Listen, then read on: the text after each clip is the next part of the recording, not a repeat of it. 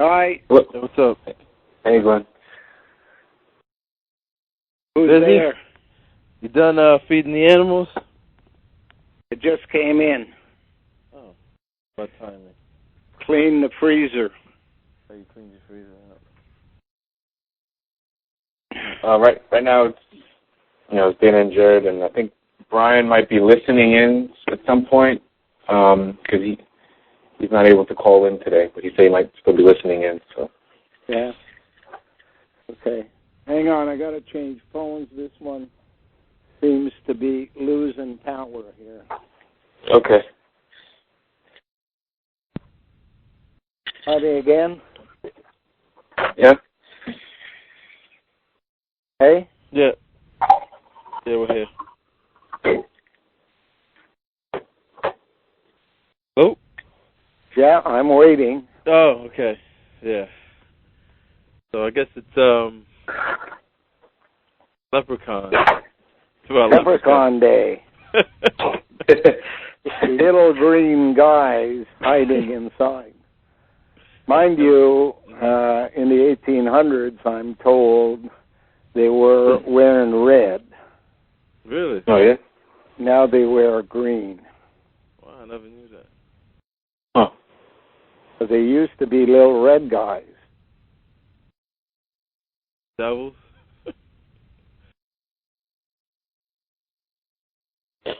And they say at the end of the rainbow. Yeah. It's interesting that the word begins lepre, which is basically the same word as leper. Oh, yeah.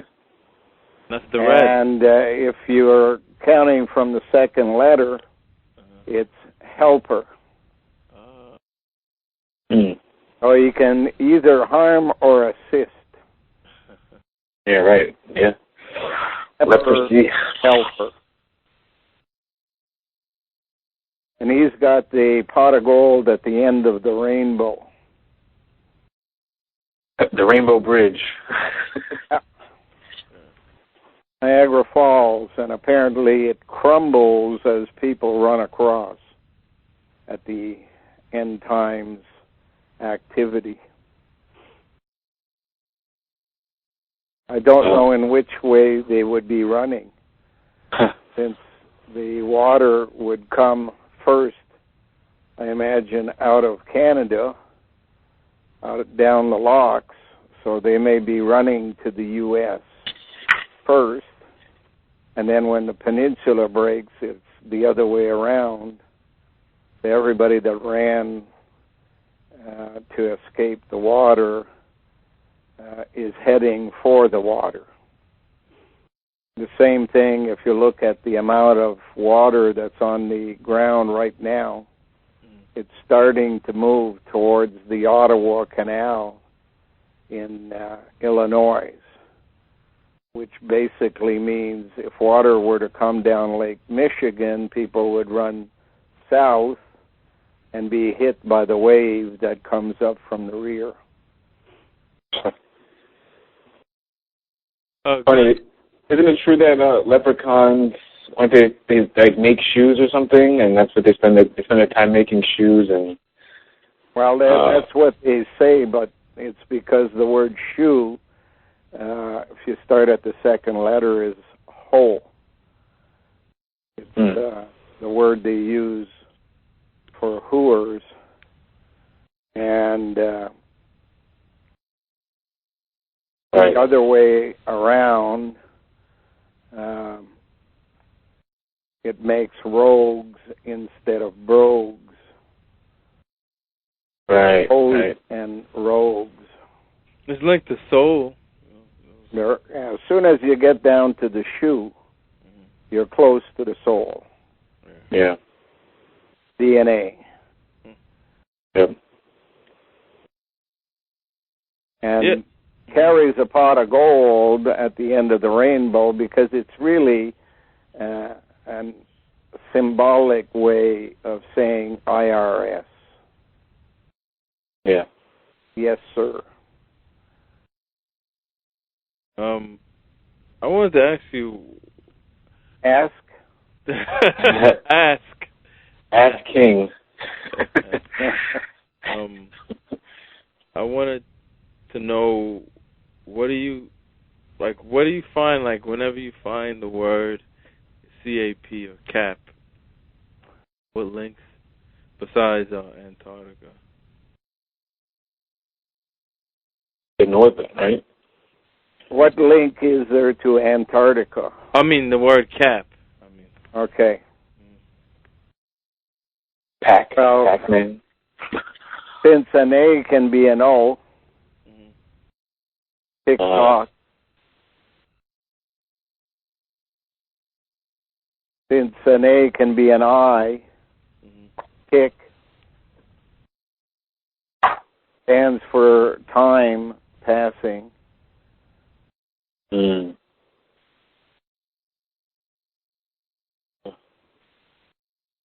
You know, the reason I asked is because, whatever. You got a problem with your teeth. Yeah, I have a problem. He's a lumberjack. He's axe. The reason That's what I do every day. I come and help me build this raft. I'm bringing in a tree every day, and so I got 31 last month. Wow. So far this month. So I'm waiting for you guys to come and help me in, what is it, the end of March. It'll be April Fools. You can come and watch the Lou from here.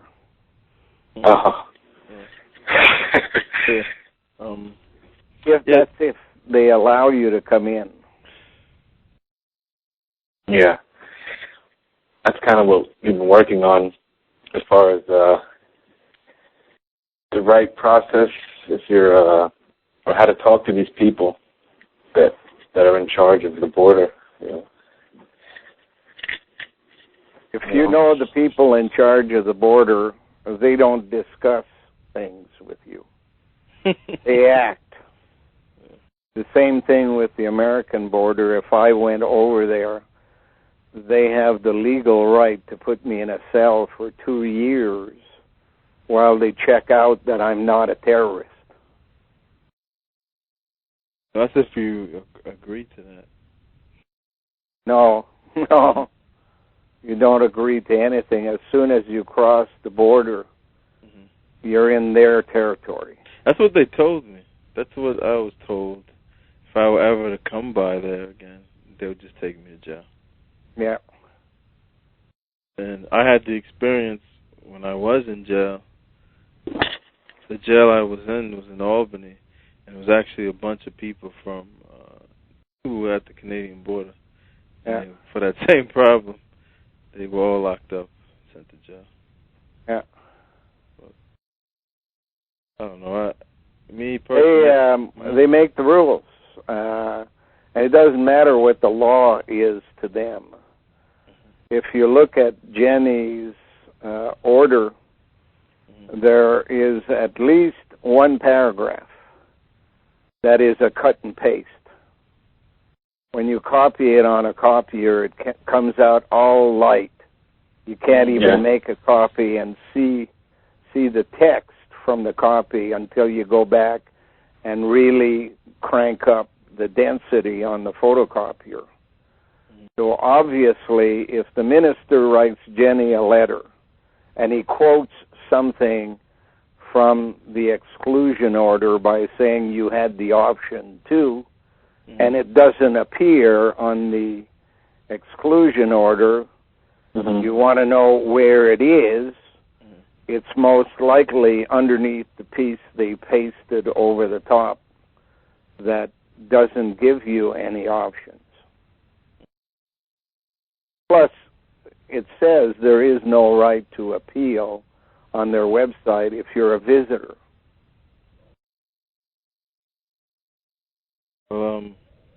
I don't know. Me, I've been researching a little bit about like the whole contractual law and how it works. You know, absolutely useless in an admiralty court. Mm. Yeah. All you got to do is look around the court and look for the gold braid around the flag. Yeah. Yeah. And you know you're equal to being on a ship. Yep. Township, a citizenship, and Letitia Long, who's the U.S. Lady in charge of your big national computer database. They all have ship, and it all stands for shit. Mm-hmm. Coprolite. Township means even though you're the Prime Minister of Canada or the Premier of Ontario, you don't come and give orders to anyone in a township. They are the captains of their soul and the masters of their fate. And this is what this region is. So, that's the law of the high seas. Hey, it's like high sea, Grenville Township. Yeah, the law of the high seas. So if it's the law of the high seas, then that means you're just a vessel, and or you're sailing a vessel. You're just a slave with no place to run, no dry place to run. You can always jump in the ocean and drown. Township, citizenship. Yeah. So up there is just those are the courts then. You're saying all the courts are admiralty on the I'm saying that the case that appears in court will determine what court it is. But that's only, isn't it once you pass the gate, the bar, then you're in their admiralty court, but before that, you're still civil court? That's public and private. No, it means that before you can switch over at any time to the courtroom, they change the flag. Yeah, I know that part. I mean, until you agree. As soon as you walk in, you're accepting that you're being tried in that court. That's only if you admit to your birth name, like your birth as a ship, right? So if you say they call your name. I sat there in courts for months at a time, watching the system function. Mm-hmm. I've seen them argue both sides of the same story. The same people, the same judge argues both sides of the same thing, depending on what he wants as an outcome. Yeah. Well, so it doesn't matter. That's why we call English the universal language. Yeah. Because it gives anybody with a hammer, that's the link to the leprechaun, a judge or the president of the Senate or the president of the House, they carry a hammer. And that means they got the backing of the king. Yeah. They've got the backing of the IRS, and when they bang the hammer, you have nothing to say. Yep. Yep.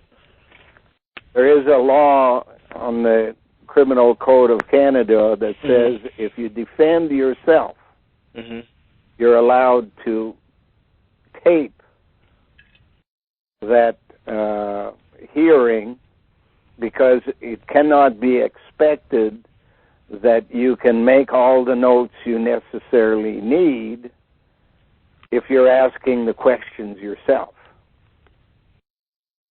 And I've heard 2 cases a week apart where the judge said you can't have a tape recorder in the courtroom, and I had given the person the copy of the law. The person produced the copy of the law, and the judge says, and it says here, this is only for your own use now, and allowed it to proceed. The next week, same judge, different case, same principle. The judge says, I don't care what it says. There's no tape recorders allowed in my court, period. So there's no standard. That's only for college kids who go to school and are told they live in a country ruled by law, and they leave school believing it. And they live their lives believing it. It's not ruled by law, it's ruled by toll gators. And it doesn't matter whether you're in a communist country ruled by bureaucrats, in a fascist country ruled by the military, in a capitalist country ruled by corporations, or in a democratic country ruled by some imaginary system that doesn't exist. The end result is the guy who lends the money because he stole your money and he's lending it back to you and charging you interest. And he's Asian, and he's most likely an ecclesiastic, Ayatollah, Ayatollah. He's the guy who makes the final decision on what happens in your country. Not a president, not a vice president, not a military, nobody but the guy with the money who says, this is what you're going to do. And he speaks through the Privy Council. And he speaks on behalf of the instructions he's received from the Moho discontinuity.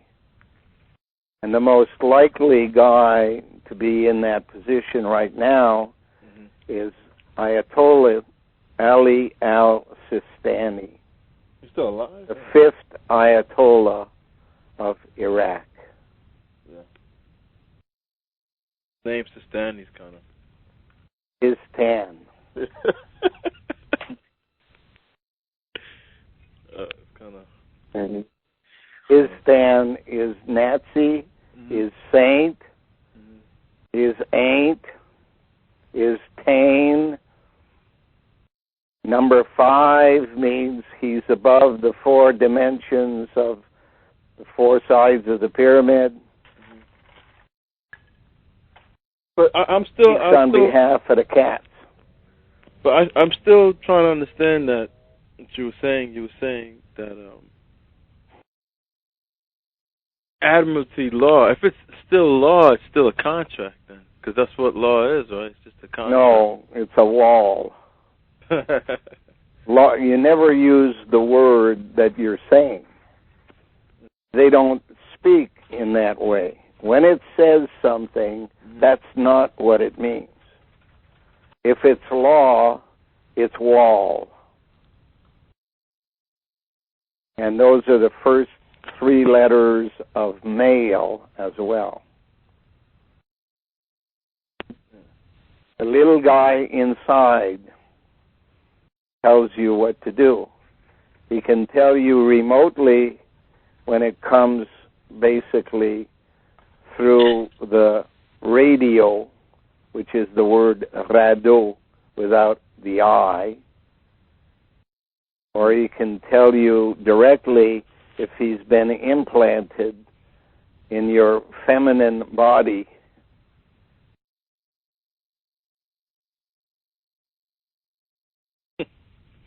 And when you're a female, you provide all the hiding places in your structure for hiding things like a ground position device, a speaker, a microphone, a gill, All those things have got little hiding places that men don't have access to.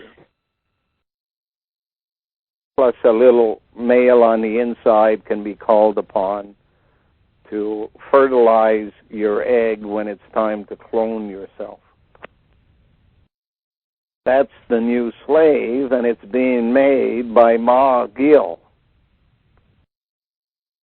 McGill University on Mount Royal in Montreal. After the CIA. Royal is linked to Troy. Yeah. Inside. Yeah, I don't know. Just me. I just there's a lot of things I don't know, Glenn, and I'm still learning. So there's a lot of things I really can't speak on. When you get to be 69, you will have seen it 3 times. You should never believe anybody just because they tell you. I got to experience it first. You got to live it. Yeah. But you can see the evidence much sooner if you know what you're looking for. Yeah. And how do you find what you're looking for? How do you what know you're looking for is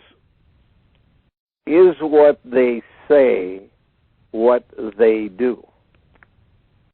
And if it's not, never what they say. What does what they do to assist you or assist somebody else? And every time I've heard about what the law is on one thing or another, I watch what they do. And what they do is ignore it. Yeah, that's what they usually do. Or live by it and have it overturned on appeal. Or live by it and have it overturned by the Supreme Court. Because they can do that. And sometimes it's a better show, better theater to make it appear as if the little guy wins. Yeah. That's just to keep people thinking in the illusion that it works, but in reality, everybody's slaves. That's exactly. How you're looking at everybody. From the day you're born, whether you've been born before or not, and you're being remade, you're just a slave at a different level of knowledge. Yeah.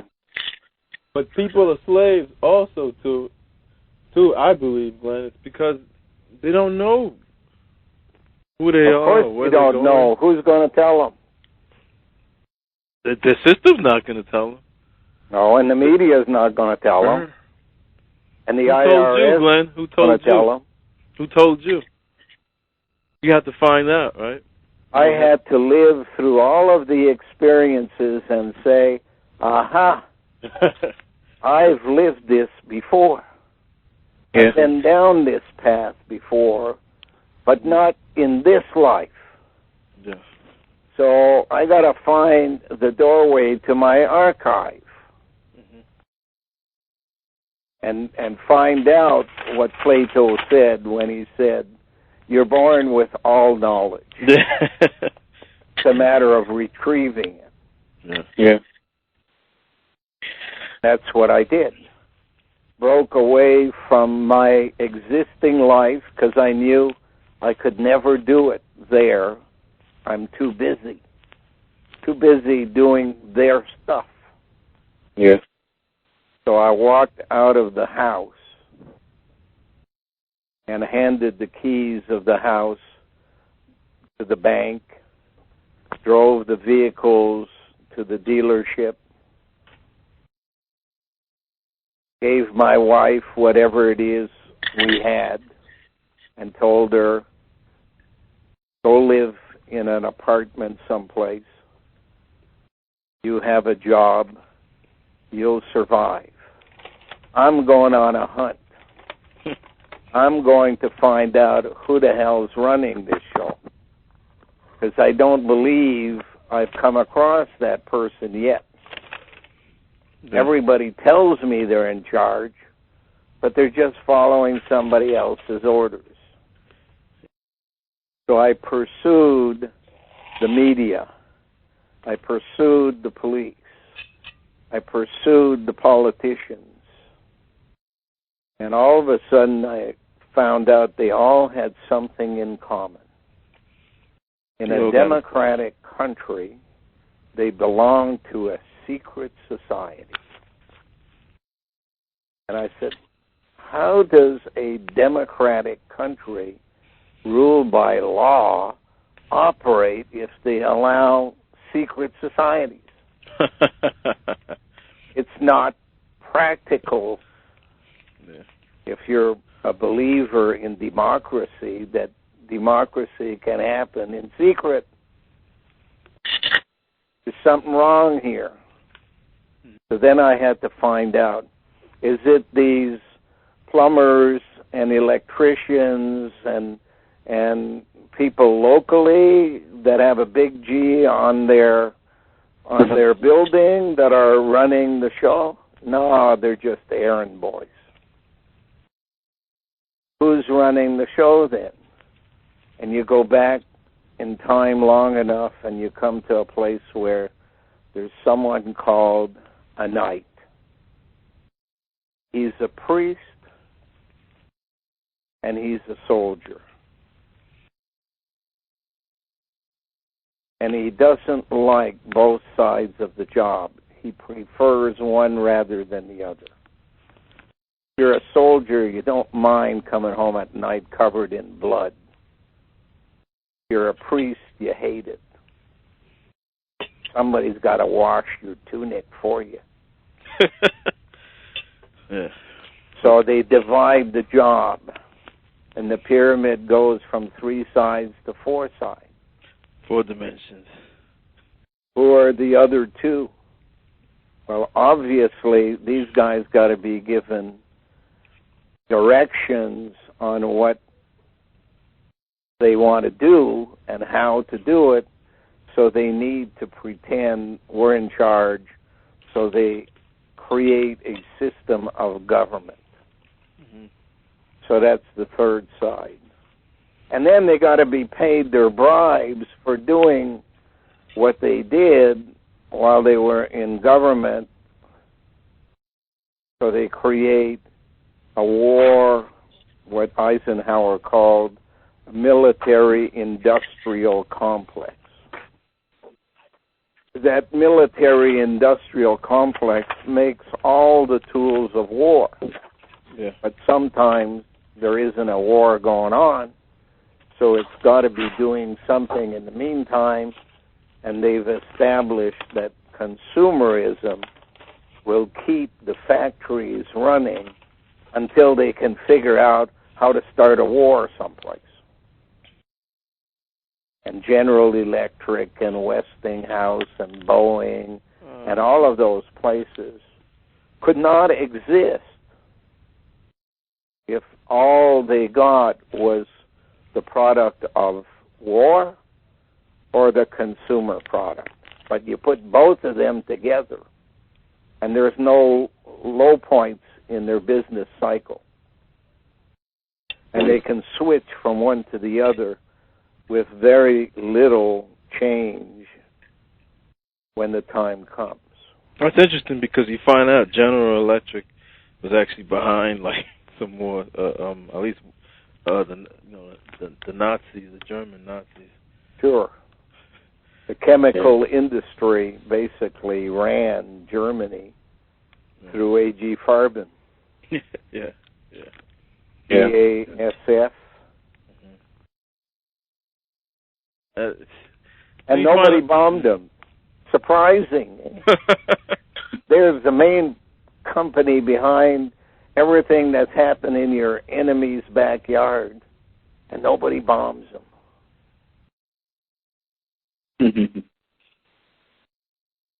They just have a public spectacle at Nuremberg. It's theater. Yeah. They don't care. They tell people, hey, don't worry. you're going to be put on trial, but when the time comes, we're going to take you out and bring you to the Moho discontinuity, and you'll live out your life in heaven with everything you want. Just go through the process. And the idiots go through the process. And they kill them. Only to find at the end, when the noose is around their neck and they are dropping down through the floor, they say, "Hey, you guys lied." Bloop. Oh, big surprise. Yeah, the boot to the face. Yeah. Why would a system like that want to keep generals in the army or politicians or whoever started the war and got it going?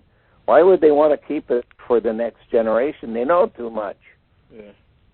Kill them. Yeah. That's what they say.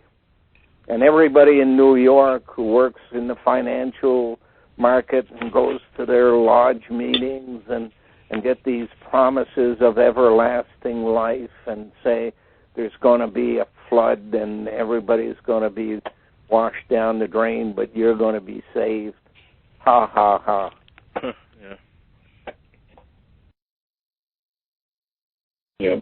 But it makes you think, like, how many times have they flooded people in the past and done this and used earthquakes to kill people? They can't realize that. What happened? As Jenny will tell you, water is the mode of transmission.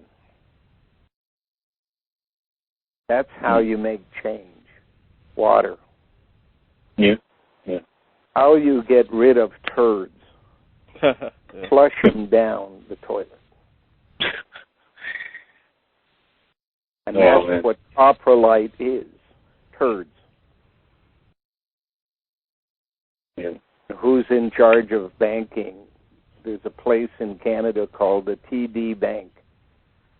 We were born in Ur, and we leave through the TD. Put the two of them together, and what do you got? Turd. Yeah. They're opening up those banks everywhere around here. Yeah. Recently. They got the word urgency. They got to move the cash to Canada. Yeah. Makes sense, right? And they're open, I think, 7 days a week here, too. It's like the only bank around that's open that much. Yeah.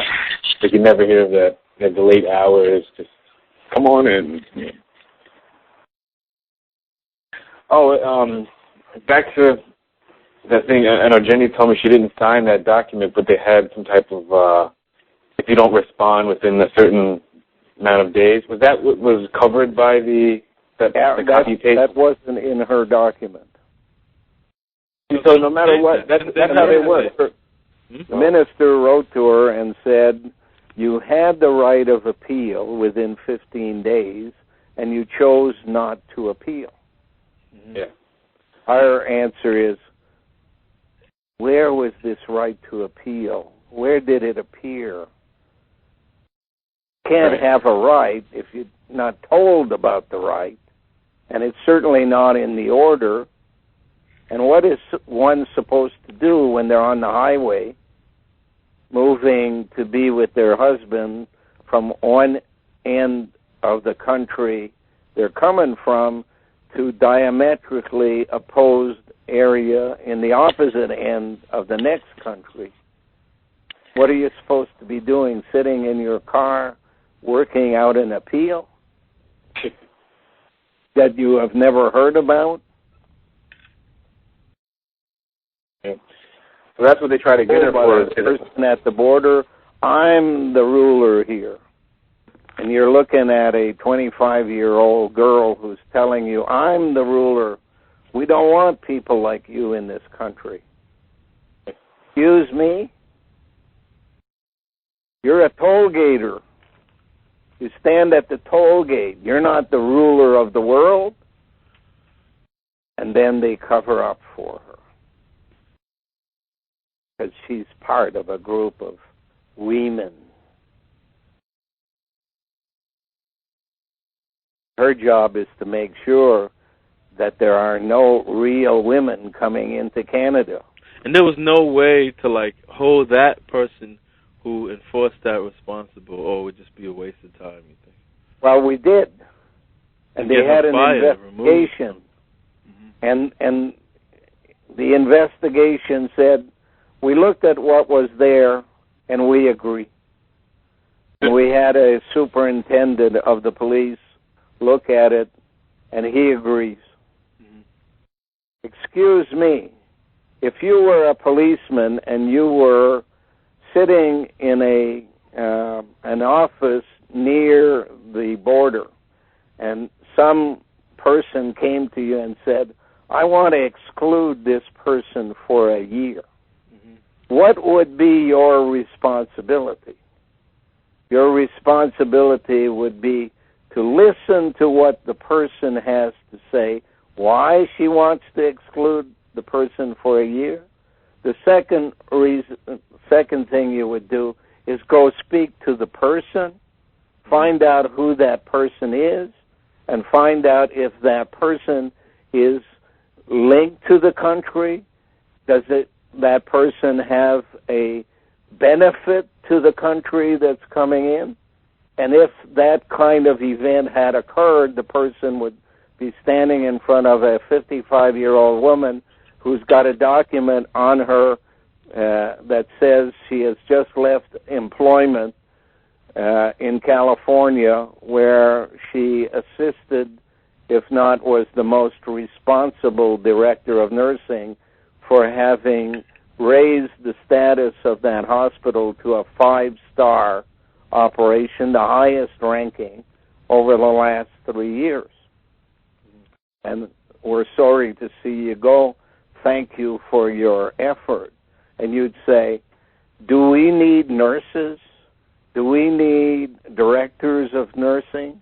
Do we need somebody who can establish the criteria for 5-star operation? Is this person linked to Canada? Her husband lives in Canada. They were married in June. Yeah. Do we think she should apply for a visa in order to join her husband? If we do, we can give her an authority to visit with her husband, drop off her stuff, and say, you must return to the U.S. before you apply for your visa. You have so many days. All other visitors get 6 months, but you could say you have 30 days to go drop off your stuff, leave the country. If not, we'll go looking for you and carry you to the border. This is what it looks like to me, Glenn, right? It looks like that a contract was made, but they committed fraud. So that the whole thing about her staying a year, that all can go out the window because they committed fraud. Yeah, because they don't do anything that makes sense. So your whole thing right now is just you seen that thing is a fraud. So is there a way of proving that to these? Of course, there is a way of proving it. You can spend about $100,000 with a lawyer. Why is it always seemingly the impossible? Like, you can spend the money with a lawyer who will spread the money around, share it with the judge and the politicians, and they can change the rule temporarily or forever as they want. So, I mean, it all comes down to the same thing, George. I remember you said in your money. In your article, in your old post, you said you might as well just get a toothbrush and get yourself a toothbrush instead of getting a lawyer, because there's no point in having a lawyer defend you. A lawyer works for the other side. Yeah. No lawyer works for you. He's already sworn, or she's already sworn that she'll defend the system. Just like the judge. Yeah. And that's the thing with her document. Since they did that, and they got her for breach of contract, for the fraud because they didn't give her the date. So that date was there. It's a 15 days response. She didn't do it. So now it doesn't matter what the charge was that they put on there. It's just that the breach of contract is what they had her for, even though they didn't, provide the correct document. But they didn't give you a chance to counter offer. So that's why they did that, because they didn't want you counter offering. Because that's what it is. Yeah, is it accidental that all of this is occurring at a time at which they want to show the unfairness of the border agency and eliminate it so that Canadians and Americans can travel freely just before the flood? They have to get their people over, right? The people that they...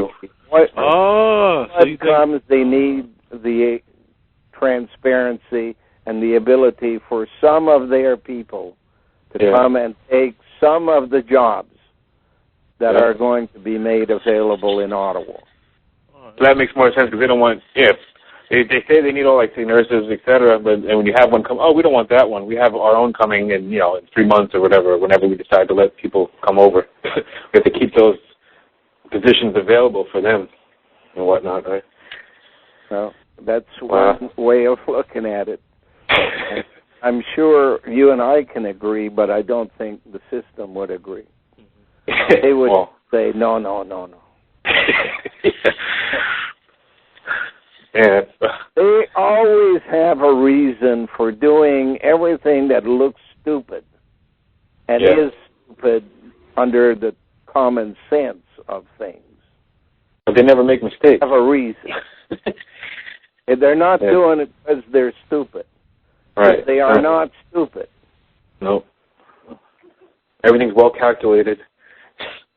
So, here's a question. Another question. I asked Jenny, but I guess she said I'm better off asking you. I wanted to know why you observe, analyze, and conclude, but that's all you said you'll do, but you won't. You won't make any comments. You'll just observe, analyze, conclude. Why is that? Say on a situation. I don't know if you can believe this, because I don't expect anybody to believe this. All right. But when you leave this planet, because you're dead, and creation must make a final judgment on whether or not you have provided reason to believe that you would be a valuable asset in a future universe. You must present your book of life. And in your book of life, it will demonstrate how you saw things, when you knew things, and what you did about things. And the decision will be made at that time based upon what you did, without any direction from the other side, who simply were there to observe, analyze, and conclude. If the other side were to give directions, then you hadn't acted on your own. And therefore, it would be the fault of the other side if you did something wrong. So my job, I got two jobs. I see it happen, and I send in the report. And then, when the person is judged by creation, I walk them on their final journey. If found guilty, they're going to be recombined. And if they did nothing that justifies them being used from the level they left at, i.e. human being, they are demoted in the system, genetically speaking. They're demoted. Most people would be demoted to the level of ant if they did nothing to assist the system. Because an ant, being a garbage picker, a cleaner-upper, will at least serve a purpose. If they've done something worse than just not do the right thing, if they proactively participated in a conspiracy to create slaves out of free people, then they're demoted down the chain to a point where, as an amoeba or a slug or something like that, they haven't got a chance in the world to ever make it back. So that's something people should keep in mind.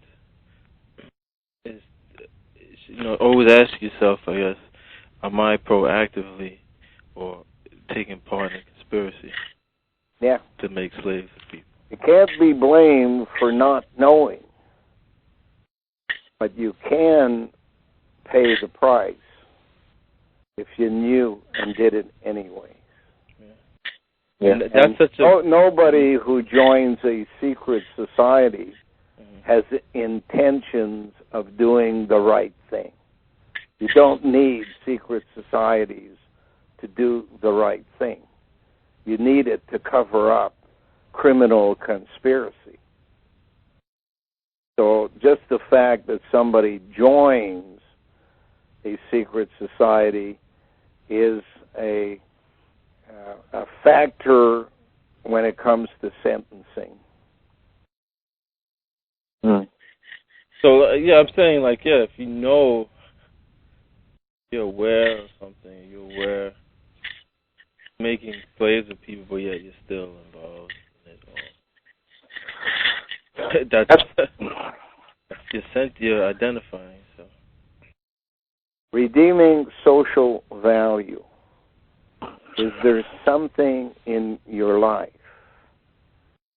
that demonstrates you wanted to do the right thing? Or is your life a pattern of activity that is founded on secrecy for the purpose of making other people slaves, or for instant gratification? Well, that's most people. Self-gratification at the expense of others who should not be treated in that way. When I look at that, Glenn, that's every person I know who works in a job. Well, if every person you know works in a job and the job is to serve meals to somebody or provide tires in a store, they're not doing anything to harm another person. But if what they do harms other people, that's when you've crossed the line. If they know a car is going to crash because they haven't made a recall, and they allow the recall to go ahead because a recall would cost them $50 million, while the loss of 10 lives at $2 million a piece would be cheaper for them. That type of stuff. You're already a slave, so it's assumed that you're going to have to be doing something that's not of your choice, whether it's washing floors or working on a stock market or whatever. Mm-hmm. None of that is basically our choice. It's our choice among the available things that a slave can do. But all of it, in the end, it serves a creator God. Yeah, it serves the tollgate or taxation. Yeah. So most people's best is just to step out of the system as much as possible. But, you know, it's. I think that would be harder telling a woman that, because she would have kids, you know, looking for her, you know, to take care of. And try to tell it to somebody in Somalia in a camp, you know, where all you're getting is one meal a day if you're lucky. That's a messed up position. There's a lot of things that have to be balanced here, but participating in a conspiracy that you know is going to cause death, illness, whatever to other people in order to feed yourself is not exactly. Yep.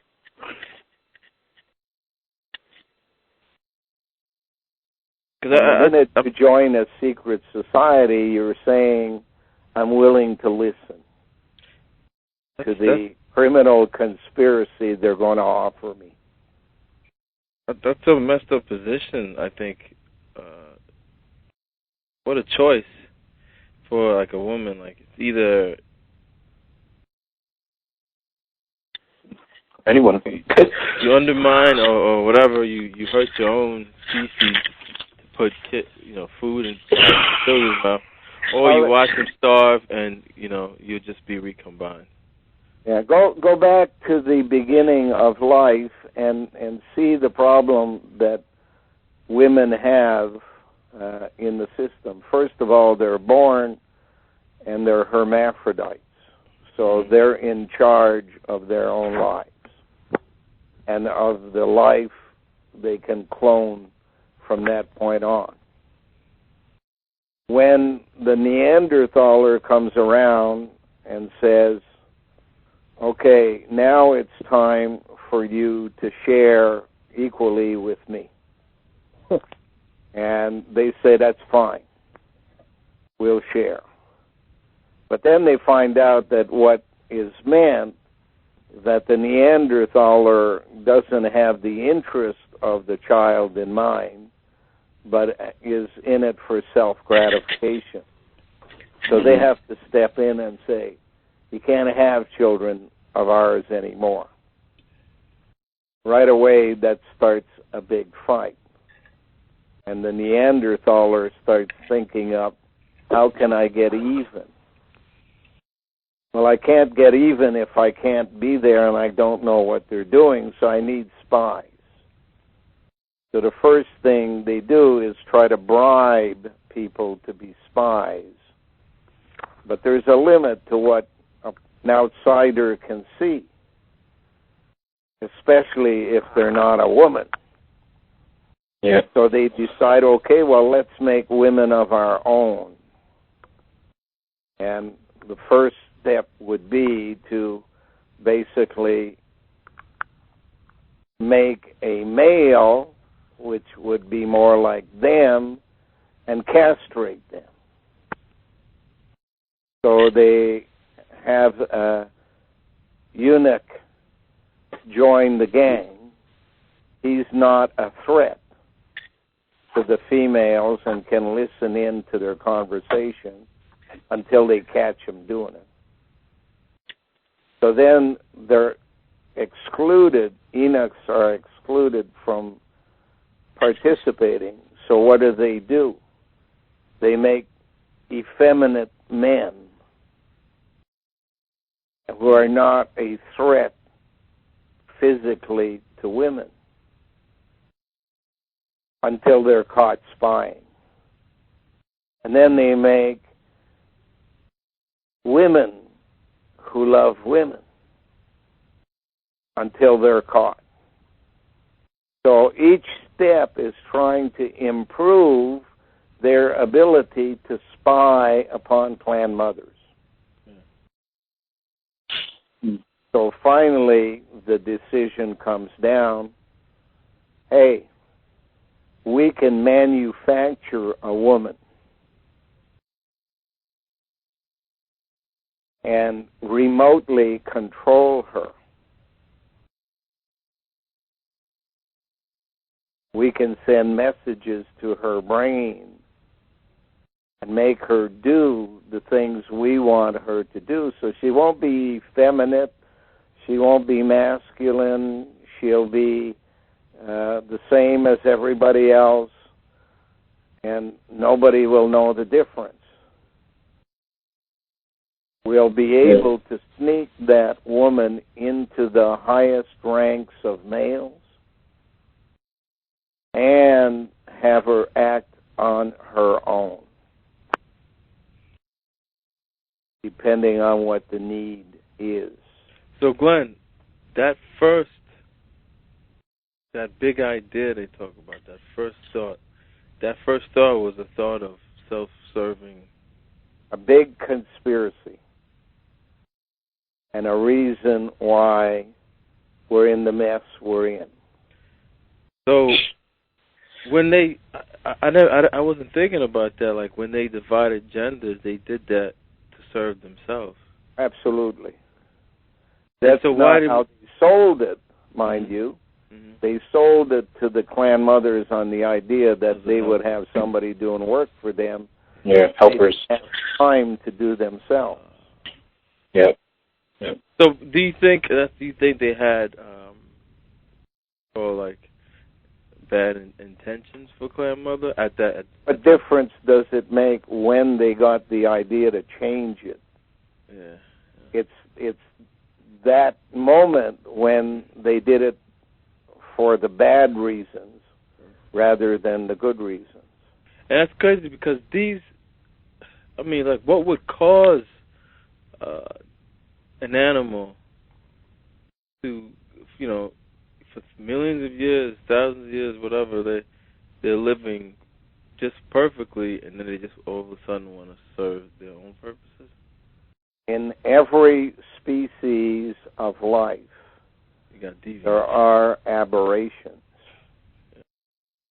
And normally, they die out. But sometimes, if they're intelligent, they can get away from the normal process of dying out.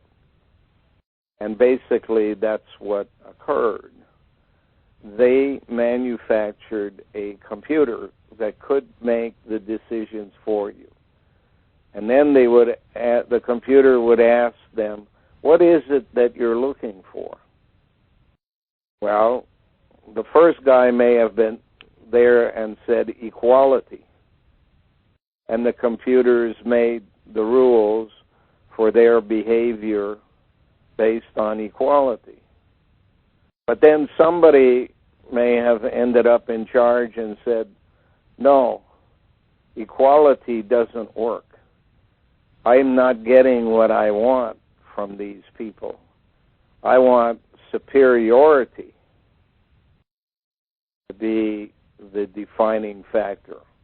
So change your entire structure in the computer based upon this as a premise. We're superior to them. Whether it's true or not doesn't matter.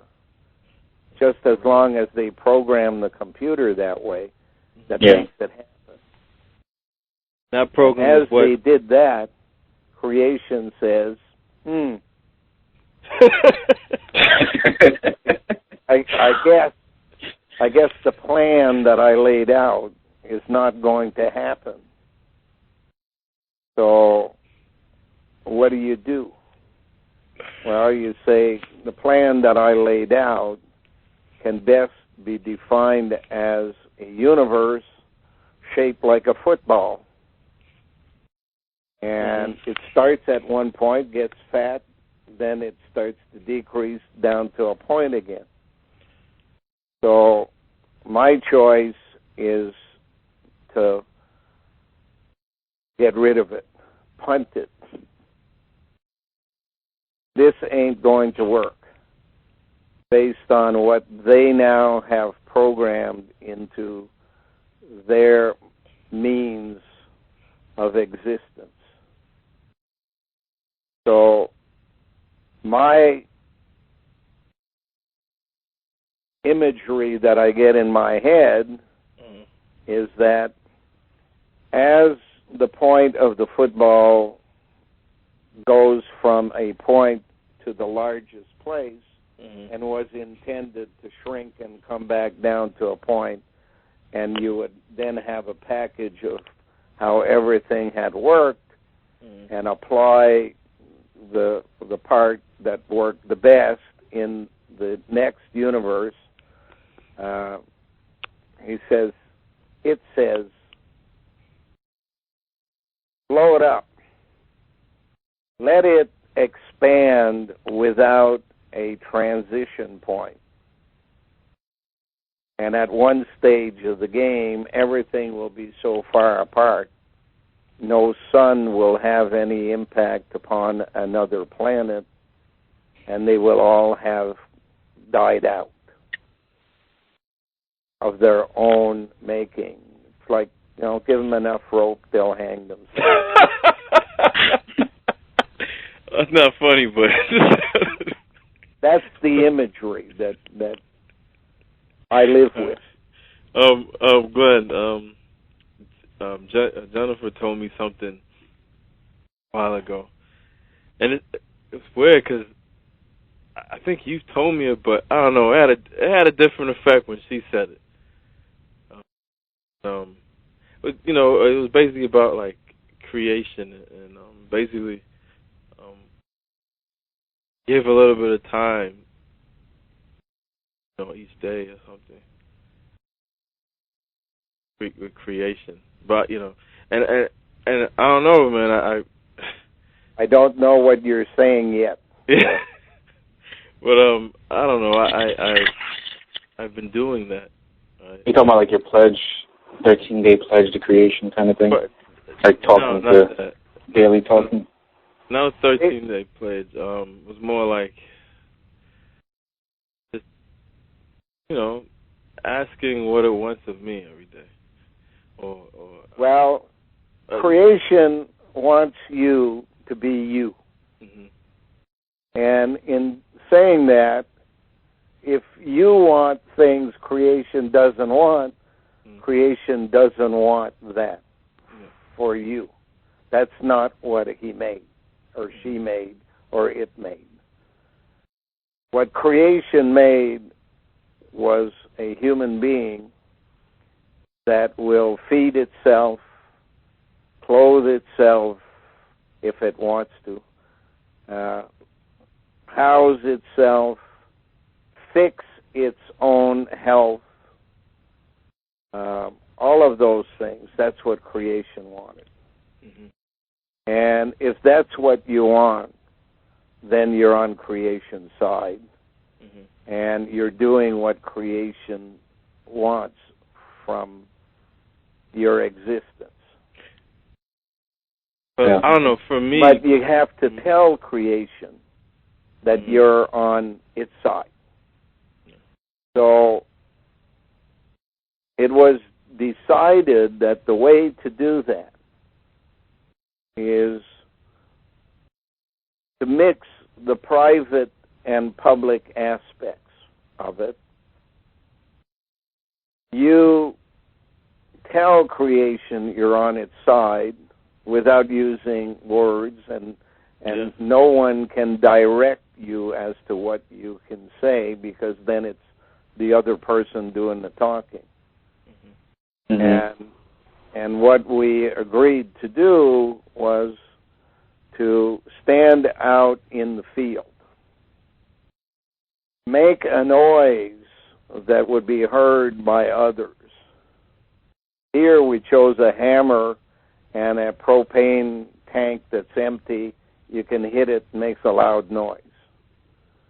And if you do that, you're not doing anything in secret.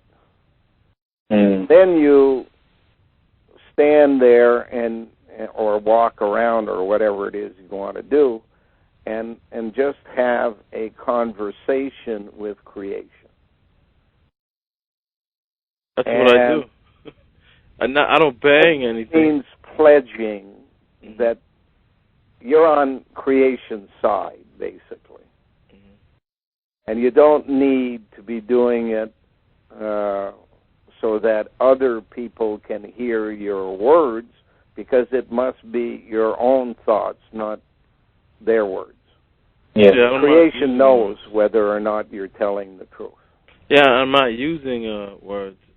Yeah, and the best thing is not to use words, because words get you in trouble, since they're always somebody else's interpretation of what they really mean. Yeah. In any event, we decided that somebody may be in a good mood and do it one day but not believe it the next. Yeah. So if you went about and you did it 13 days in a row, chances are you mean it. What if you do it every day? If you do it every day, that's even better. What would you? How I kind of do it is, you don't need to stop what you're doing. You can be doing it at whatever you're doing. You know? Yeah, I'm saying, because I like the idea that, just to give a little bit of your time each day to it. To let it know. Yeah, or, as long as it's not done in an adjunct robotic way. No, there's nothing ritualistic about it. Not on your knees. No. None of this crap. No, nothing. No praying. No. It's just I have to be. For me, Glenn. For me, right? I have You're to be. You're picking out the process in your own terms. Yeah. Yeah. Exactly. And I have. For me, I can't. I have to be. Well, I'm like face to face. I don't know what other words to use with it. Well, whatever suits the individual. Yeah. As long as you're being honest with yourself, and the follow-up is, of course, saying something is easy. Doing it is sometimes more difficult.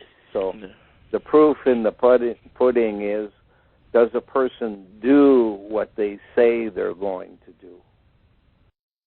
Yeah. If they don't, they didn't mean it. Yeah. I kind of do it like imagery matched up with emotion, and then just listen for whatever suits the individual is all that's asked, basically. Yeah. And if somebody refuses to do it, well, they have a reason for refusing it to do it. It's none of my business, but it is creation's business, and will become a mitigating factor later on when their book of life is read. What did you know? When did you know it? What did you do about it? Well, I got to find out that the world was not what it pretended to be. And I found that out at the age of 57, and I went looking for what I could do. And I came to the conclusion that the only thing I could do is say, creation started the ball rolling with a totally different intent. And I'd like that intent to be carried out. If it's too late to reverse the process, then what can we do to buy time for some people to come to that conclusion, since we've almost given up on the idea that there are 13 functioning brains out there? And what can we do to reverse that? And the answer that came back from creation is ask as a group and you will get what you're looking for. But if we can't make the group, what do? Your job is what is being told to us is not to make other people do it. Your job is to keep the door open so that those who will hear about what you're doing and believe in that will come forward. That's their job, not yours. Mm-hmm. And if it happens before it's too late, if it happens, what promise is being made is that an extension in the shutdown process would be made available. And to do that, you have to stop the computers from doing what they're doing. And each one of the people that comes forward will have a particular talent. Like Jenny, it may be dancing. For Danny, it may be music. For you, Gerd, it may be philosophy or whatever. Mine is set the infrastructure in place, that a process can take place where these people are brought in contact with the group they might be able to have some influence over. And then when the time comes that the group meet with the people who are holding control over the computers, somebody knows the process. Somebody will guide the process. We just set up the infrastructure, allowing them to come up to a place where we're at. Mm-hmm. And at that stage of the game,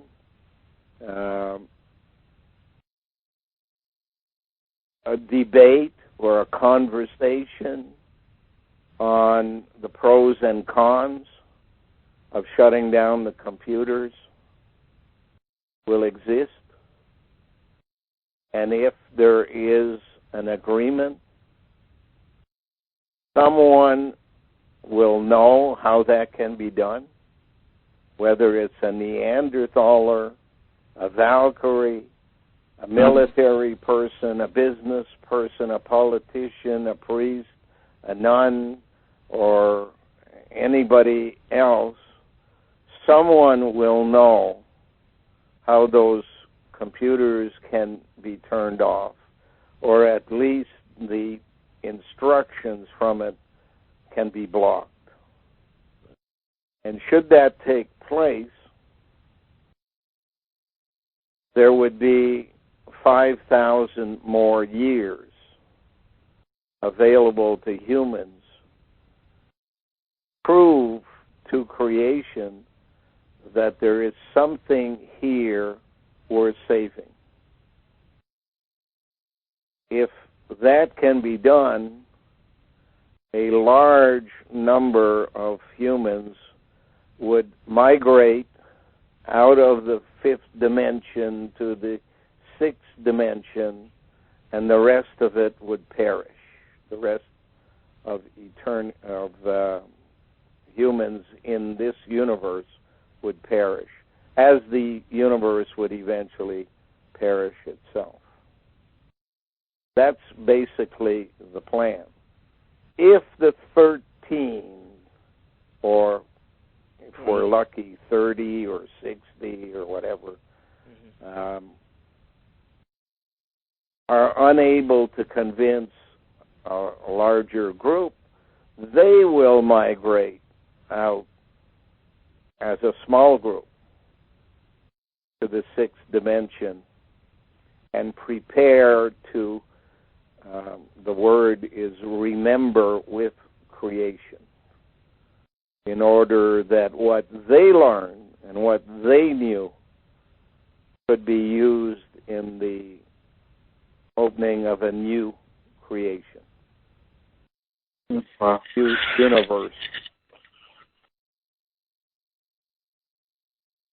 So it's a process that has short time if we're totally failures at what we're attempting to do, mid-time if we're partially successful, and long range to a new universe for those who have decided not to be accumulators at the cost of causing poverty, not to be in control in the sense of becoming masters over slaves, and all of those finer points in law or morals that kind of point the finger at be yourself, but your freedom ends before it affects others negatively. Now, there's a lot of black and white divided into grays, because some things that help some people may harm other people. So there's a lot of working out of how you can help people transition if they're in a place they would starve today, for example, if you set up a system that was good for America but not good for Somalia. So we don't have all the answers, but we have a promise from creation that those things would be taken care of. We don't have all the answers because we don't have all the information at our fingertips. But if creation says you can have access to all the information that's available, then I'm sure the answers would come quickly.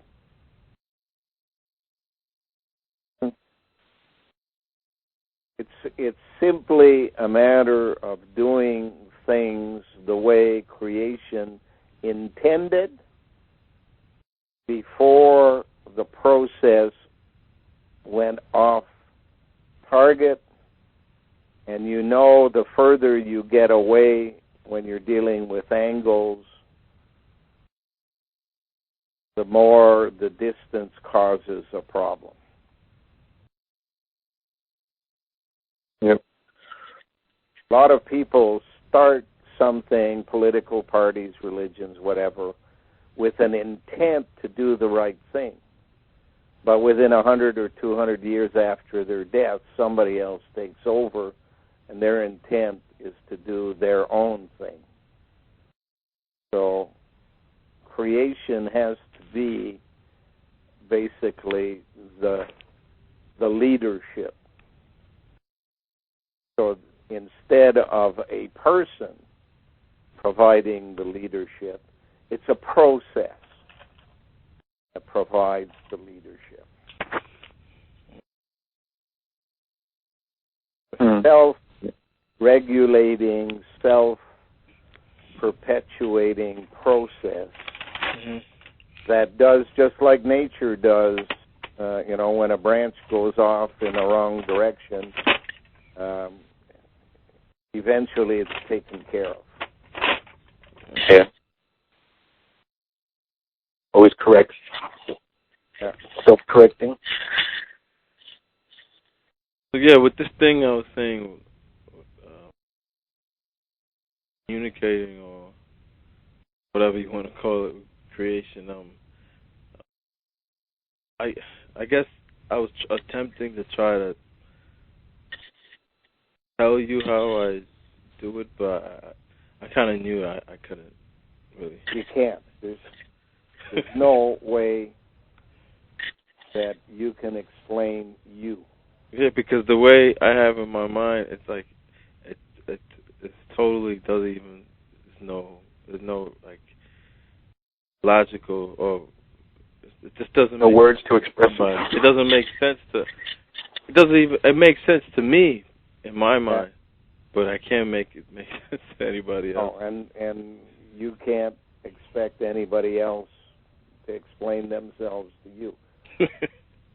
Yep. I mean, it's a matter of trusting that your conversation with creation will be accepted in the form you intended rather than in a form you speak it or think it or whatever. It's your intention. And that basically creation will know. Yeah.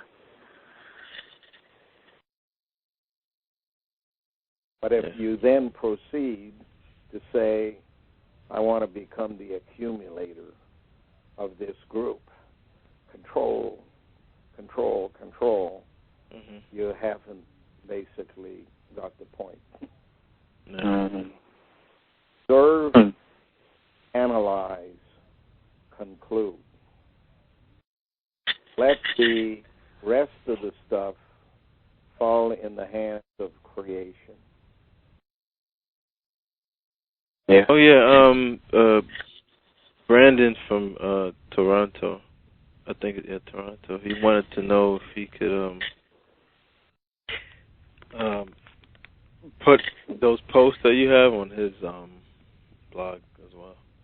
Sure, anybody can put them anywhere, as long as they don't do what Google did, and that's control it. So you think Jennifer could send them? When I first started posting, was preventing me from gaining access to my own stuff. So you think Jennifer could send them to him too, or Jennifer will what? Can send those posts to him too, to his email? Well, you can send them. You can tell him you can copy them off yours if you want. Don't need to give her any more work. I mean, that's what I was end thinking. Up being 50 people or 100 people who want to do it, and she doesn't have time for all of that and what she needs to do for the Institute. She does very specific research. But when we're down to the crunch, we need some direction, and we want to hear different opinions coming from a mind that is different. Yeah. Ours. So don't want to kind of fill her day with paperwork. Also, I would suggest if he's going to copy it completely and have your people, you can wait for people to contact you on there. Because sometimes people will copy your post, but they don't put your information at the bottom going, so they don't know where it came from. So I think if he's going to copy it, at least have a way for people that might be interested to reach you and talk to you. It works. Well, if they call you on Saturday, then they'll be able to either ask questions or give in their questions ahead of time to you guys, and you can say, there's a question from so-and-so would like an answer. And within the time allocated, I'll do what I can. Right. But, if there were 10 people doing different things on the farm, it becomes easy. But I know you're doing a lot of stuff up there. Especially cutting down a tree every day, man. That's not an easy task. Hey, and I'm not cutting down no 100-foot oak tree or anything. I'm cutting down trees that are beam size. Right. Yeah, it makes sense. It seems like, I don't know, the people who can understand all of this, like their job doesn't seem to be as specific as like Jennifer or it's like I don't really see, because me, I'm just doing what I do, but I don't see myself with any particular job, to tell you the truth. Well, creation will kind of show that up as people go along. Mm. Everybody's got a talent. That talent sometimes is not known to the person yet, but given proper circumstances, talent is developed. Talent is usually identified by something you love to do. Mm. Otherwise, you wouldn't be doing it. Yeah. So, what is it you most love to do? And many people can't apply their talent because they're too busy staying alive. Yeah. So, the first step is to get out of that mode. In any event, it's past 3:30, and I got some work to do before supper. Okay. All right, Glenn. We'll talk to you again. Mm. Good luck. Yeah. You And too. Remember, the law is a wall. Keep you from getting what you should get. Not hope you get it. It was not written by you for you. It was written by paid-off slaves doing it for the toll gators. Have a good day. All right. Bye for now. Okay. Right.